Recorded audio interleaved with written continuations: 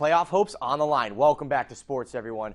I'm Chas Messman. The Kofa Kings and the Yuma Criminals found themselves right on the edge of the 5A and 4A postseason going into their final game, both needing a win to get in. We start at Dean Stout Ballpark, where the 23rd-ranked Kofa Kings hosted the 12th-ranked Yunker Rough Riders.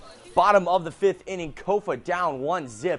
Fabian Burgos lines one down the field. That's down the line and rolls all the way to the wall. Fair ball, and Burgos has a lead-off double. Next at bat, Jose Castro now at the plate, and he hits a high fly ball deep to left. That's going to be over the head of the outfielder and off of the wall. Burgos comes around third and scores to tie the game at 1. Later in the inning, Ryan Rosas now at the plate, and he's going to launch one out towards center field. Back goes the center fielder. Can he make the catch? No, he can't. Castro scores. Rosas is going to race all the way over to third, and the Kings take the 2-1 lead. To the 7th we go. Kofa, 1 out away from the victory. Freshman Ernesto Hernandez on the mound. It's a grounder over to third. Rosas gloves it and flips it to Ozzy Ortiz at second. And the Kofa Kings have almost certainly booked their ticket to the 5A playoffs. They take down Yunker 2-1. After the game, I caught up with Rosas and Hernandez on tonight's monumental win. It's huge, just to give our seniors another chance for a game. That's a big deal.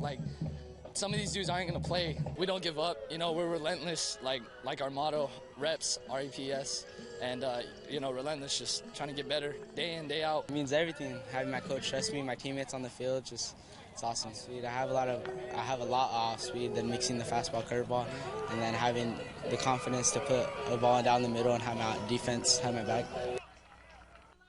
Over to Curly Colt Memorial Stadium, where the 24th-ranked Yuma Criminals welcomed in the Shadow Mountain Matadors. 5th inning, Criminals up 2-1. Kevin Garcia gets a huge called strike 3 to help hold that lead. So to the bottom of the inning we go. Eli Lujan at the plate, and he smacks a base hit into left field, and Lujan gives the Criminals a lead-off base runner. And they would eventually load the bases. Alonzo Fierro would cash in on that one with an RBI single. Lujan scores to double Yuma's lead, and the bases remain loaded. Very next at-bat, Antonio Huerta Orbalejo launches one into the corner and left. All 3 runners will come in to score, make it a bases-clearing double for Huerta Orbalejo. The Criminals get the crucial 9-2 win. That's their 12th win in a row. The playoff brackets for all divisions will come out tomorrow.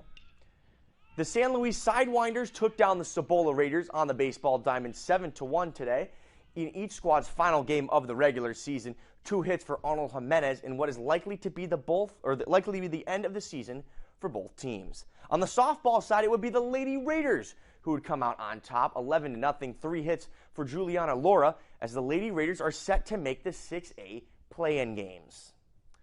On to the plays of the week now. At number 5, San Luis and Cibola softball, Stephanie Garcia hits a high fly ball into the gap. That's off the fence. 2 runs come in to score, and that opposite field double gets Cibola that big 11-1 win. On to number 4, a deflected ball right up the middle, and Brawley's Brian Vitale shows off the range to get to that ball and make the throw for the out. Not the last time we'll be calling his name. At numero 3, Kofa Yuma baseball, grounder over to short. Julio Reyna drops to his knees, spins and throws it over to first for the out. On to number 2, Yuma baseball. Jaime Reyes gloves this ground ball, slings it to second for 1, and the throw to first is in time for the double play. How about Damian Cabrera making the stretch and the splits to make that catch? And at number 1, back to Brawley, grounder over to short. Vitale flips it to second, and the throw from C.J. Rutadel is in time for a textbook 6-4-3 double play. Beautifully executed by the Wildcats. As we take one more look at this play, remember, you can submit nominations for Play of the Week to me via Instagram or X to @Chas Messman. Arizona State suffered some blows last week, losing quarterback Jaden Rashada and wide receiver Elijah Badger to the transfer portal. However, the Sun Devils did not let that dampen their spirits, as they went out and had what Kenny Dillingham described as their best practice of the spring on Saturday. Dillingham isn't fazed by these departures, and his message to his team and recruits remains the same. Compete. We're going to challenge you. We're going to push you. If you're going to be here, you're going to push yourself. And if you don't want to be here, then don't. And that's what we talked about today in practice, and the guys love it. If you don't love to compete and you're one toe, and that's why I don't fight for kids to stay. Because if you're one toe in, there's a little bit that's not all in, you have no chance to reach your potential. Dillingham also stated that if there was a game today, Michigan State transfer quarterback Sam Levitt would be the man under center. But that competition is far from over, and they will bring in another quarterback from the portal as well as a walk-on to fill out that room. And that is all we have time for in sports. We have been able to get license plate readers, we've been able to get the tethered drones, just the cameras